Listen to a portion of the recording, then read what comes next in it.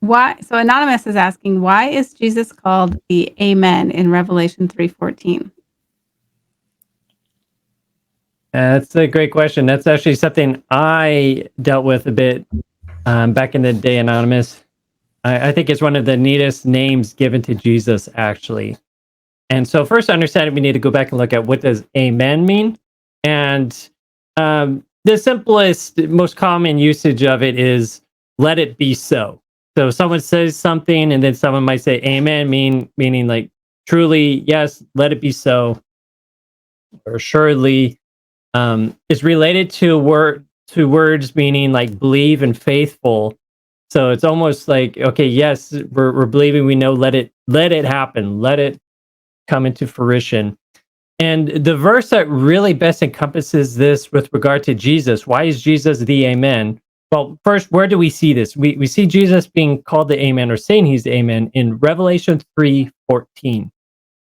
Revelation 3:14, it reads, "And to the angels of the church of Laodiceans write, these things says the Amen, the faithful and true witness, the beginning of the creation of God." So, this is a preface to describe Jesus. If you look at the scene, the person described is none other than Jesus. So it's talking about him. He's the Amen.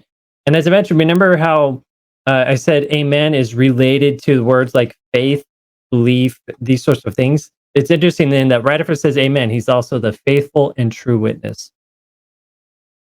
Another interesting trivia fact, Amen is one of the, if not the actual most universal word, period. In just about any language, amen means amen and is amen. It's amen in Hebrew. It's amen in, or amen in Greek. It's amen in English. I mean, you just go down the list. It's amen, amen, amen, which really goes to show you it is a special word. It is a special name of God. And why is God the Amen? As we cover often here on the show, a name tells you about somebody. Names usually aren't an accident in the Bible. So when Jesus says, I'm the Amen, he's telling you something about him. And the best verse on this is 2 Corinthians, starting at chapter 1, verse 18. So 2 Corinthians 1:18. Great verse. It says, but as God is faithful, so the faithful and true witness, it says, but as God is faithful, our word to you was not yes and no. For the Son of God, Jesus Christ, who was preached among you by us, by me, Silvanus, and Timothy, was not yes and no, but in him was yes. For all the promises of God in him are yes, and in him, amen, to the glory of God through us. And so, I mean, one meaning of this is like, God is consistent. He's not inconsistent. When he says yes, he means yes. And the even deeper implication of that is all those promises of the Old Testament, and even now the promises we have in the New Testament, they are all yes.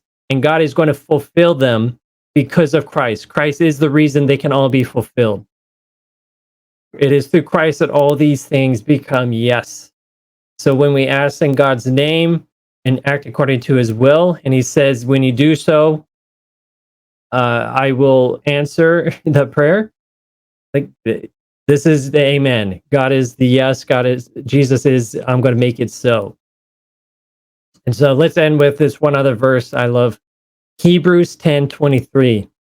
It says, let us hold fast the confession of our hope without wavering, for he who promised is faithful. God is the Amen. Jesus is the Amen. He will make happen his promises. And this gets into that close relationship between Amen and faith. Like, let us have faith because he says he will make it so. And you guys have anything else to say? Add to that? Amen.